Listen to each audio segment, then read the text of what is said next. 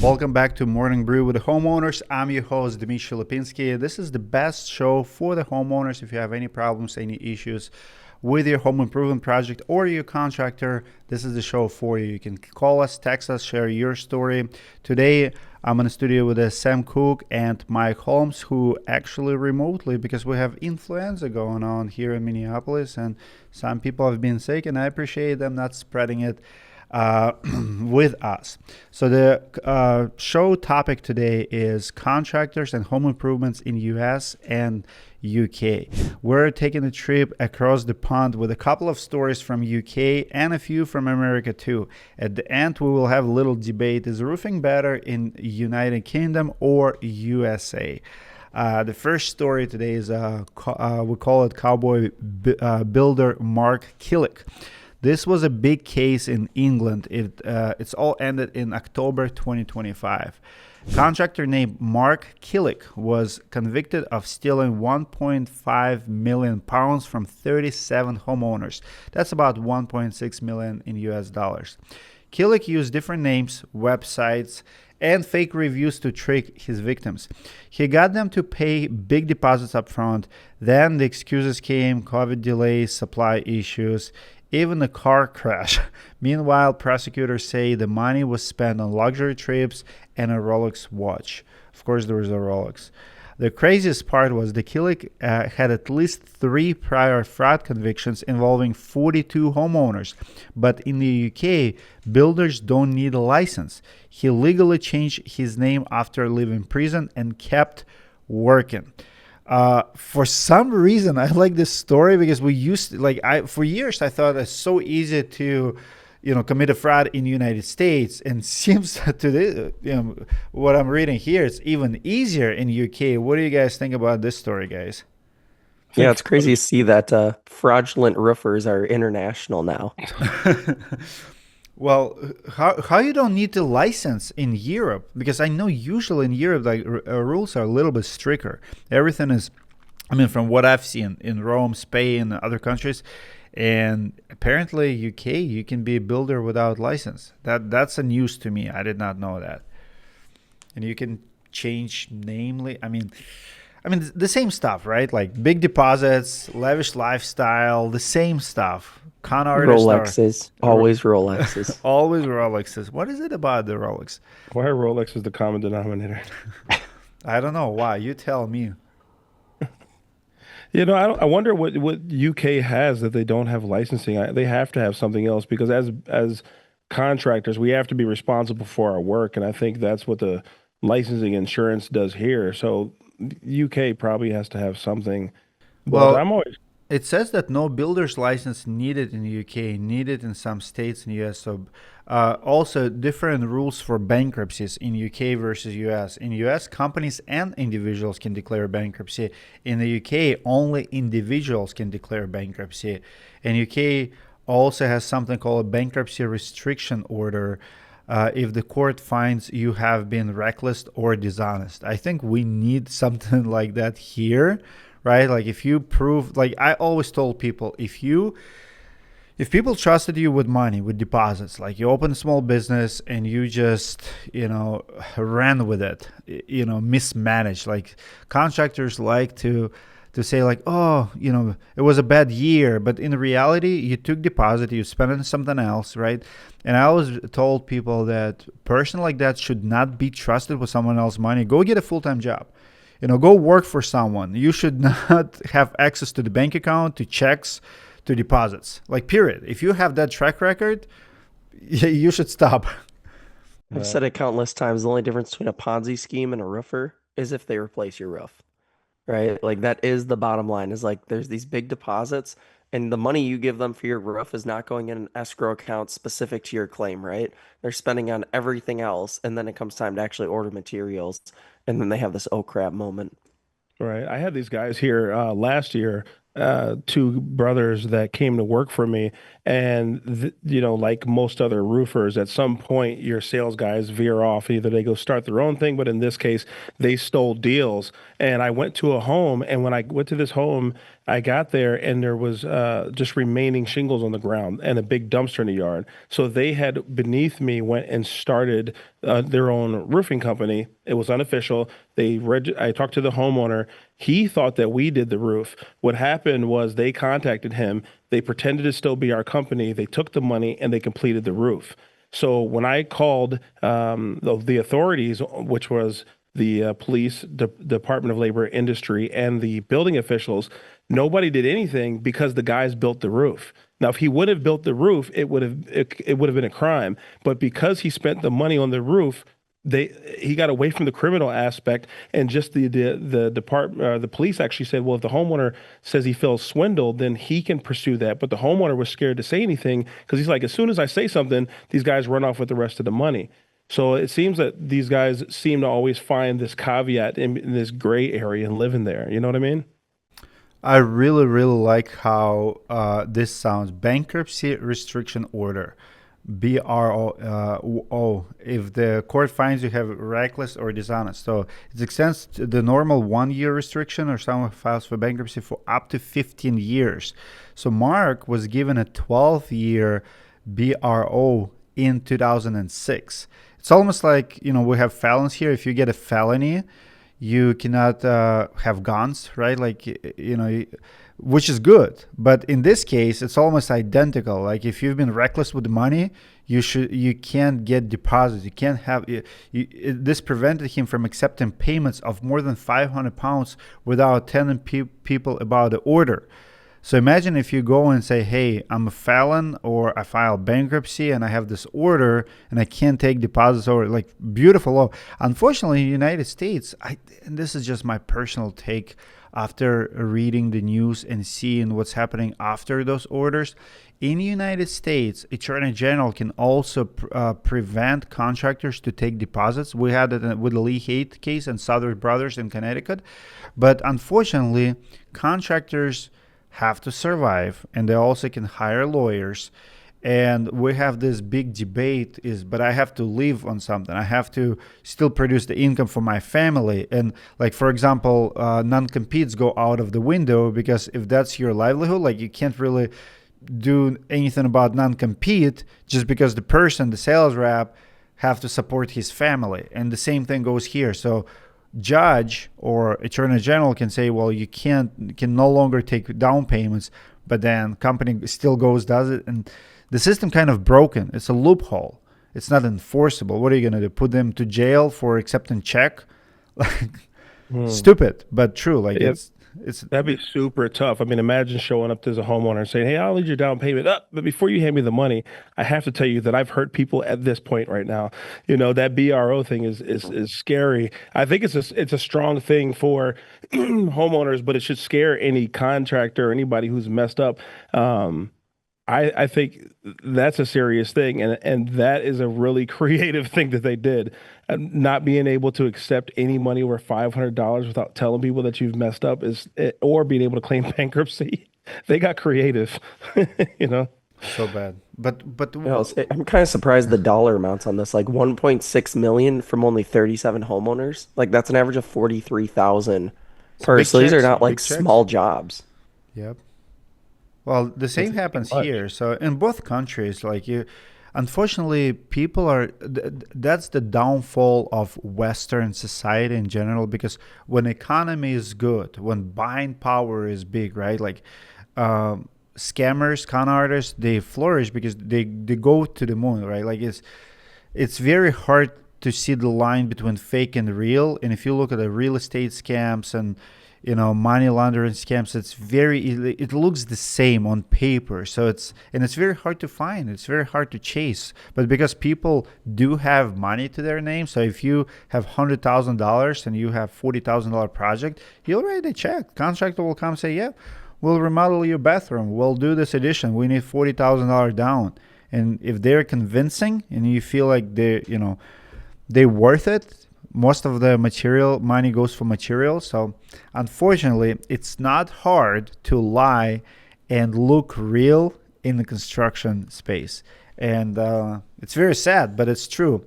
When we come back after the break, we have another story $190 million construction cartel. Great topic to get today. Don't go anywhere. We'll be right back. Hey, do you have a marketing agency that you actually trust? Hook Agency has been working in the roofing industry for over 10 years. We have over 100 clients. We really care about this industry. We want to be of service to you. So check us out at hookagency.com. We're custom, consistent, and transparent. And we help roofers get more leads consistently. We know it works. We've made all the mistakes, and we're ready to help you and your company grow. Check us out at hookagency.com and get started today. Welcome back. Thank you for sharing a cup of coffee or whatever it is you're drinking today with us. We have a second story of the day, $190 million construction cartel. Sam has the details. All right, so in 2023, 10 British construction firms were caught running a modern-day cartel. From 2013 to 2018, the company rigged bids on 19 projects, both public and private.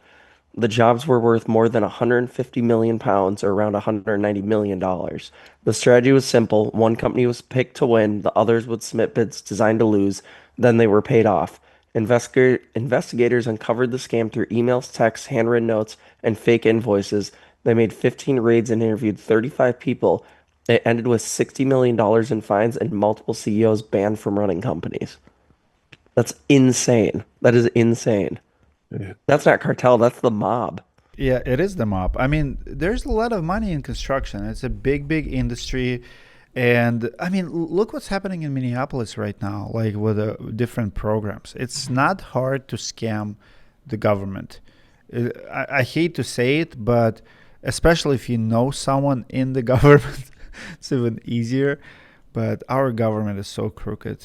Yeah, and I just think it's the same thing. It's relationships, right? It's crooked people, and they have relationships with other crooked people who have positions. Like it's funny naming this one the cartel because the cartel's like the mob, and the cartels and mobs, they both position people. They'll raise their people and say, "Go get these job positions." So when you have somebody having, 6, 7, 8, 9-figure jobs, they can have somebody go in there, and I mean, you've heard of people saying, "Hey, I got to submit this number of bids. Go." Have your buddy go submit a bid and it be nothing.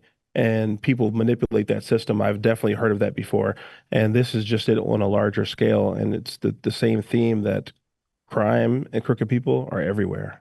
That's like as a taxpayer, that's what drives me crazy. It's like of how much of my money goes to taxes, how unprotected it is, right? The government just like for stuff like this is not an uncommon thing. No one hears the story and goes, I don't believe it. Everyone's like, yeah, you snuck it past the government. It's like, how come I'm giving like half of my income to the government and they treat it like it's nothing, right? They're burning it. They don't care. They get fraud. Like I wouldn't fall for this, right? Like if I had multiple people sending me bids, like that's what's frustrating, I think, for most people. Here's a philosophical and moral dilemma. My question to both of you. Do you feel like it's truly damaging reputation of the companies, or are we morally so corrupt already that we accept it as a norm? Like where I come from, like in Russia, one of the most corrupted countries in the world, like Russia, Ukraine, the whole region there, right? So what do people say? People say like, oh, everybody steals. Like no matter what you do on any level, everybody's corrupt. So when story breaks down like this, like, yeah, of course, yeah, we have it. Like everybody's corrupt. Like mayor of every city, gets bribes. Like the point is, even when we catch people, nobody's surprised. But does it really, in your opinion, ruin reputation? So these CEOs were banned from running companies. Do you feel like our society will look like, all right, they because here's what they did. Three friends came together and was like, you're going to bid on a job, I'm going to bid on a job, and he's going to bid on a job. I'm going to be the highest, and I'll pay you under the table for losing it, blah, blah, blah, right? And they all win, and then whistleblower comes out, they get investigated. Now they're bad people. Who will look at those people like, no, you've done something evil, you should not be trusted? Do you feel like it's ruined reputation, or do we say like, okay, everybody's doing it, we still do business with you? I think Well, this I Go ahead, think Mike. I think people judge crimes differently, and I think that's the reality. In fact, I think when they're before, you could say that you murdered somebody, sold drugs, or touched a kid. but you already know which one's the worst. I think people excuse different things. And I think lots of times when it comes to money, that people have these expectation of a certain level of under the table deals, and they don't even probably call it corruption. They just call it under the table deals because it sounds more casual, Good you know? point. And I think that people just expect it a little bit. And the hard part is when, and I'm not getting into details, but when it's at the top of our leadership of the country, and not just this president or whoever or party, because it happens repeatedly, it's a cycle. But when you hear it at the top, is it uncommon for people at the bottom to be used to it? And I think when it has to do with money and coming ahead, so many times, when you hear this stuff off camera, behind the scenes, people just say it's the American way to beg, borrow, steal, hustle, do what you got to do. So I think a lot of people do minimize the impact of these crimes and what they're doing, and if they're okay, because what happens is then you get an ecosystem of corruption, and if you are not in the circle, you're closed out of the circle, and then money is locked in there. And some people do it by force, and they do it dirty ways, and some people just do it with handshakes and relationships. What I'd like to add is that every country in the world's corrupt, right? Humans by nature are corrupt. The difference is in first world countries, the US, the UK, the barrier of entry of that corruption is higher, right? Like if I get pulled over in the US, I'm committing a crime, I better know the judge or a congressman or have paid someone a ton of money, donated millions to a charity, and those people tend to get out of stuff. In a third world country, you get pulled over and you're going to go to jail, 20 bucks, 40 bucks, 100 bucks will get you out of there, right? So it's like corruption is international, every country, every government, no one's immune to it. It's just where the barrier of entry is, where you can get into it, you can be corrupt, you can corrupt others, and you can really take advantage of it. And this is one where they were doing on one of the highest levels. You know what's the sickest? I absolutely hate Olympic Games for one reason only.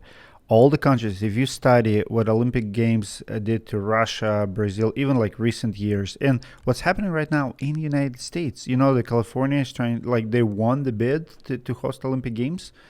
It's either Olympic Games or World Cups. I think it's Olympic Games. Is that Olympic Games? Can you look? Yeah, they have both. So World Cup and right, and now California fires happening because you have to build. People actually saying it's all connected because they need money. And if you like, I remember in Russia in 2018 when we hosted World Cup. So we hosted World Cup and games.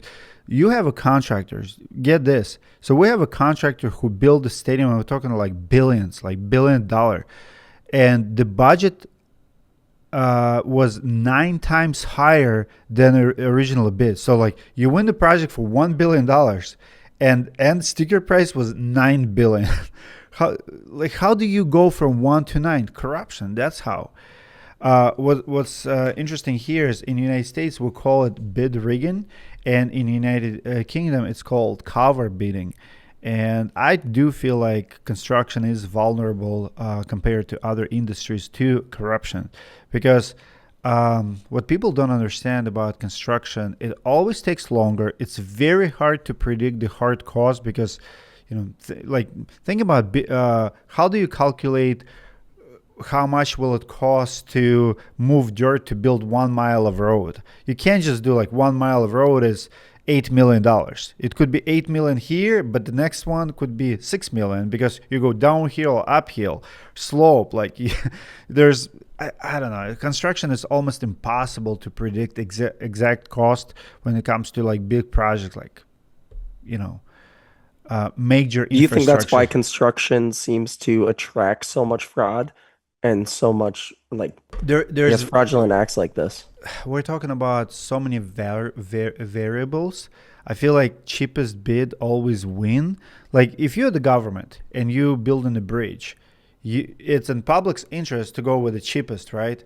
But the problem with the cheapest, who's guaranteeing the cheapest is not going to be the most expensive, or the cheapest did not make expensive mistaken calculation? Recently, we've seen bridge collapse in China. I mean, that was like very, very big bridge. And I mean, think about if something goes wrong. Insurance, I mean, who pays for the damage? Who's going to start over? It's all government. It's all our money at the end of the day. So we do attract enormous attention and vulnerability to corruption in general because there's so many factors. I mean, how do you build a stadium? How do you know it's like 1.2 billion or 2.2 billion? I mean, it's not easy. Huh? And I I, think a lot of the public looks at it and goes, "Oh, it can't be that hard." But I mean, you guys know, even replacing a roof, how many things can come up when you're doing a normal shingle roof, and that's a remodel. You're tearing off and putting something back. You can already see what it's supposed to look like. When you're building something new that hasn't existed, there's hundreds of things, if not thousands, that are going to come up throughout that project of change orders, things that weren't predicted for, things that were miscalculated. Like building and designing is far more complex than I think most people give it credit for. yeah, and I do think that back to what he's saying about the cheapest bids. Um, they for they like the word cheap when it's about what you're spending, but they don't like the word cheap when we're talking about the quality of what you had. When he talked about the bridge in Russia, I thought about the bridge right here in Minnesota. We had a bridge collapse, and then when you think about if they were the cheapest bid, well, how much did it cost in the long run? I did a quick search here, and it says that in fraud investigations in contracts, that roughly half the time corruption shows up as a factor. That's bribery, kickbacks, conflicts of interest, and it says about 10 to 30% of public contracts value can be lost to corruption practices. That's globally. I think it's a huge. I do think it's a very real thing. Whatever they mask it under, I think there's favoritism, and then whatever you want to call it, whether favoritism means giving it to a woman, a minority, the same company that always does it, your buddy, whatever. There's favoritism that happens, and how that happens and or is regulated is, I think, the question here. Too many moving parts. I mean, construction in general is unpredictable. There's just too many moving parts. I'll close this segment with this example. I was listening to Builder this morning, and he said that negative 10 degrees on the construction site will feel like negative 30, because you sitting in the office and you look like a thermostat or weather watch is like, oh, it's negative 10. But if you're like installing siding or windows, if you ever have done anything outside all day, I mean, you're freezing. You have to warm those workers up. Like, you think about 8-hour workday. Like, not, you have to dress. You have to come inside. Like, everything is harder outside. Everything is harder in construction. People don't realize it. It's not as easy as just calculate the cost. You have to consider the weather, the moving parts, the materials, the surroundings. I mean, there's just so many moving parts, and every time your well-being is depending on someone else's signature or factor, that's the room for corruption. When we come back after the break, we have one more story, and this one is we're finally moving to United States. Traveling conman scam. Don't go anywhere.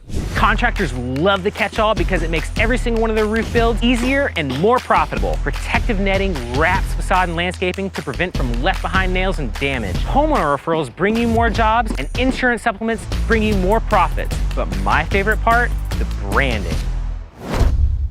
And we are back. Today we're discussing the differences between corruption in the United States and UK, different laws, different stories, how contractors are different. And we're finally moving back to United States, and Mike has a story about a traveling con man. What's the story?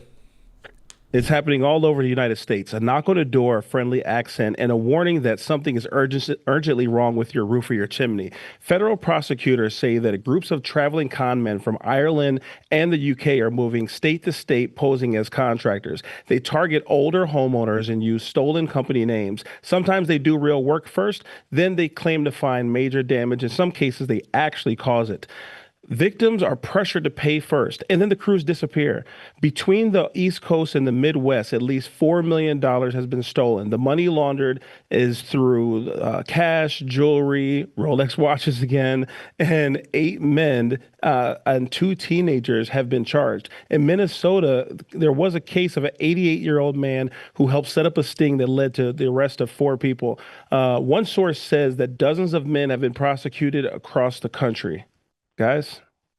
Now, this sounds like a parallel to storm chasers in storm areas going, let me do a free inspection, creating damage, and going, oh yeah, this roof is totaled. We need to file an insurance claim. This is exact parallel to that, right? I remember this story. This was, I think, I want to say Eden Prairie, because we as roofers, we always hear this stuff about these scams and people at doors, and I roll my eyes most of the time, like, dude, you're scared of this boogeyman. Like, how little does it happen. And one of the times when I was talking to a whole bunch about it, it was on the news, but it wasn't real roofers. They were fake roofers from Europe. And I remember this situation happened. This was a few, I don't know, 4 or 5 years ago or something like that. But it is a scam. Again, documentation. I think that a lot of the wiser homeowners that I come across, what they do is when they meet you, they'll meet you and they'll smile and they'll let you go do the inspection. And then by the time you get back down, they've researched your company. I just had that happen recently where the guy was like, I told him we did something for the mayor. He's like, I know.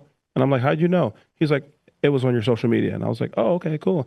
So I respect those homeowners. I think it's wise for people to do. So hopefully somebody can pick that up. If you're working with somebody, if they go do an inspect, you can try to do a quick investigation, but if they go do an inspection, get on the internet while they're up there, Let me ask you, one of the notes kind of deeper down in this one is that in the UK or in the US, we have a 3-day right to cancel, right? In most states. In the UK, they have a 14-day right to cancel. Do you think the US should have a longer right to cancel on door-to-door solicitations? No, I think 3 is enough. Let me make this phone call, guys. So I actually talked to this guy today. I didn't realize he's going to be in a story. It's Viral. It's his company. Hey, brother. I know we talked earlier this morning about underlayment. I don't have an answer on that yet, but I'm reading I'm on the radio right now with Mike and Sam, and your name popped up again. I did not realize that you were part of this story when they were targeting your company back in 2004, I believe. 2024. 2024, yes. So tell me about the story. Yeah, so we got some business cards from neighbors, and they said Flow Roofing on them. They had our address. I believe they had our license number on them, but they had the scammer's contact information, and it said Flow Roofing and Chimney. So they kind of tweaked it. So they tried to use our likeness, and I think we got 2 business cards delivered to us and one picture. At the time, K2 News or someone came through and was like, hey, we want to do a story. There's something going on. And we were doing the digging on it. And I talked to one of your it was Sydney. I remember that story because they were here in Minneapolis and you're in Portland. This is crazy. So it says there was a $4 million store. Do you know how many homeowners were affected in your case? And did you receive any negative reviews, or how did your company get affected? No negative reviews other than neighbors sending in their scammers business cards. But I have some really crazy emails from what seems to be a family member of the scammers. And they claimed that they were going to mobilize again to do more of this scamming. And what's really odd was that he was, quote, concerned for his son, in the fact that he was tipping us off that he was going to come back to the Northwest and scam more people. He went on to give us Facebook profile pictures of the guy and his accomplices with the full-on name and pictures of the dude, on top of letting him know that they were basically cashing in Rolexes after stealing deposits. And I go to start my mind started blowing up, because not only is it my reputation, but it could be any other reputable company they could be ripping off. They probably have gotten away with millions in damages from scamming old people. I mean, I was pretty pissed off to the point where I was going to go get an Airbnb in the neighborhood and try to call them to show up. But I was like, this is not going to look good on me if I start busting kneecaps. I would never do that, but I just couldn't necessarily. It would be good content. I mean, you could call me. We would do it. I know. It pissed me off that bad, though. And I'd spent at that time 6, 8, 7 years to get to the profile with that many reviews, and for him to come through and pretend to actually be Flow Roofing. I know the other Flow Roofing. His name's Phil in Tennessee. He's an amazing roofer. He has the .com. I have the trademark, so we get along. And I was like, Phil, this is not you, obviously. So. What's wild is we have the actual emails from what was at the time appeared to be a family member who was saying this was going to happen again. And of course, the cops didn't do anything. They don't care. So I brought it up to the news. I can't remember if it was K2 or who did the story. And they came to the shop at the time. We were in a different area, and they ask me questions. It's online, and there's Reddit threads that also show the exact same situation of people, door knockers, that are going up soliciting for chimney services in Portland, that were leading people to believe that like they should stay away from these individuals. And they all quote, red hair was the description of the individual that matched the Facebook profile screenshots on the emails from the family member. Well, it looks like the 8 men and 2 teenagers have been charged, but in Minnesota they had 4 arrests. Do you know if they stopped them, or is it still going, or like how do you remember it resolved at the end? We didn't get any more business cards from neighbors. It kind of just trickled away. After the news story, we didn't hear anything else. Like, we didn't even reply to the email. Okay, we're gonna ask our audience if you see any UK Irish redheads selling you roofs. Send us pictures, send us videos. If you have any one of those door cameras that people have, because we wanna spread awareness. This is what's crazy about it, that they target elderly people, and I wonder how good of the salespeople were they, because the story that we ran here in Minneapolis, and seems like it was all connected. They were just traveling con men. The story here, it was not a professional estimate. They were all like handwritten and stuff. It was really weird. Super sketchy. My sister says that they might have been caught in the UK or something, or charged. I don't know, but like it's kind of fizzled out. And because we stopped getting neighbors sending us these fake cards, they may have gotten caught on, or they chose a different company and start scamming. But I mean, it lit a fire into my ass for a minute there, because it was basically, we never done any door knocking. We're retail roofers. We don't do any insurance here in the Northwest. And for someone to go out and pretend to be the brand that I spent my whole damn life building is pretty upsetting. Absolutely. Well, thank you for sharing, brother. No, you were just on the radio, by the way. Badass. All right. Thank you, brother. Awesome. Take care, Dimitri. This brought to you by Just for Men. When being a redhead sucks. No. Sammy, you gonna dye your hair now? I might before. I mean, if I go door to door now, I might get photos sent into roofing insights. Just don't have a foreign accent. I mean, Right. The common denominator is redheads and Rolexes. That's what I'm picking up. But just in Midwest, $4 million have been stolen. Think about how much money. And again, this is one more time to that Western society. You know, we're so trusting people, right? Like someone comes to the door, say you need new roof, we're like, okay, $4,000 or $5,000. I mean, you can't do this kind of stuff in Colombia, Venezuela, poor countries. But here in the, abundance, if you have money, you will trust people with that money.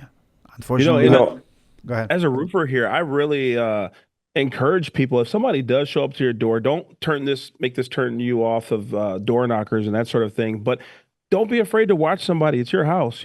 I don't mind when I get roofers, if we go to somebody's house, whether they call us or we door knock, but if we get up there and if we see something, I actually really like it when the homeowners watch and they're involved, because I can explain things to them. I can show them what I'm looking at. We take pictures and we use company cam, and we could text them the link and say, hey, so you can see the pictures we're looking at. I think the thing that sticks out to me with this one is the red flag, the urgency, the instant money, and obviously the elderly people, because they're probably not going to pay attention. If somebody's saying something urgent, they should be able to point it out to you. And if you're a homeowner, go stand back in your yard and look up and just kind of keep an eye on them.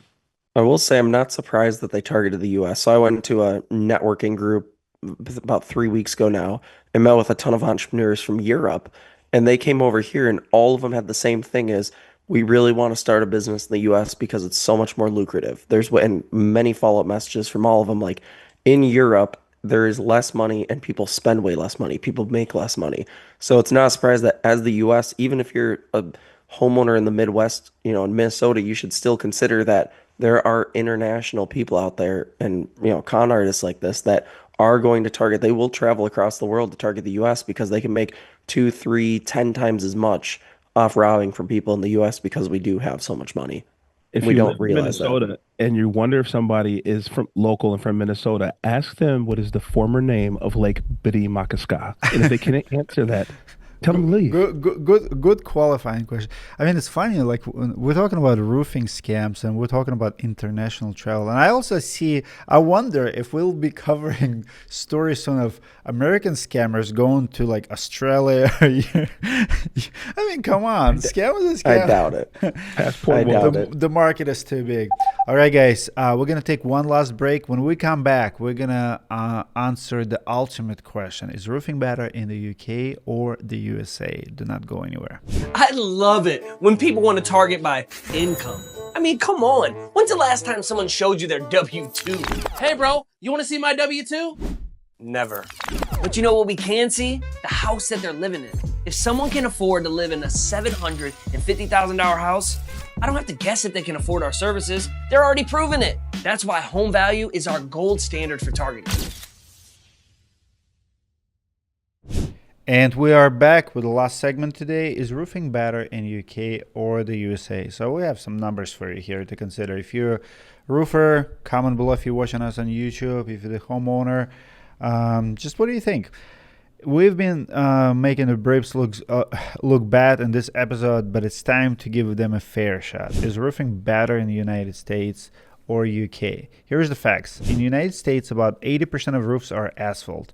They last around 20 years and take 1-2 days to install. The average cost is around $10,000 up to $30,000 for premium materials. And I think most roofers I talk to these days, average cost is like $14,000-15,000. In the UK, most roofs are slate, clay, or concrete tile. They can last 50 to 100 years, sometimes more. Install takes 3 to 7 days. The average cost is $7,000 to $16,000 or $9,000 to $20,000 in US dollars. Larger than and more complex slate roofs can cost up to $50,000, but their homes are smaller too, if we're fair. Climate and building standards are factors too. US gets crazier weather, which makes insurance work more common. In the UK, many jobs require scaffolding, which can push costs higher. America moves faster and replaces more often. The UK builds heavier, slower, and long term. So, what do you guys think personally? I haven't been in the UK, maybe with a layover, but I've been in a few cities and like your Amsterdams and stuff. So you definitely can see the pattern. But what do you guys think? You know, I think that last part's really what ties it in, right? Like the UK, they're using more long-term products, right? Clay tile, slate, that stuff holds up longer, even outside the climate issues that the US has. Like the average house isn't getting hit by a hailstorm every year, right? It's every 5, maybe every 10. It's in specific parts of the country. But in the UK, when they're using these long-term materials, I'm astonished that their pricing is so low. Like if you want a slate roof in Minnesota, good luck even finding someone. If you do find someone to install slate, they're going to be $3,000 a square to put the thing on, right? Versus in the UK, this is substantially cheaper. So just goes to show, I mean, whatever's common where you are, of course, is going to be cheaper. But I mean, I think the US, because you have that shorter lifespan of the roofs where they're lasting on average closer to like 15 to 20 years, it's better. You're going to have repeat business. I'd rather make, $20,000 5 times than make $100,000 once. I also will say this: United States is always push like we're so for capitalism, right? Like we don't like to repair, and I think it's mentality of people like hiring someone, pushing like if you have option $3,000 to repair versus $20,000 to replace. People replace it. We want to hire someone. We think in dollars. Like the more we spend, the better the country is. Where you go to Europe, it's all about repairs and maintenance. It's all about like getting the most. They're okay with patches. I think even visually, like they are okay in the rest of the world. They are okay with having a patch. Like I was in Rome, Italy. You're talking about like 6-building apartment, like by Colosseum. I look at the roof. I'm like, man, you guys need new roof. They don't care. Their roof is 70 years old.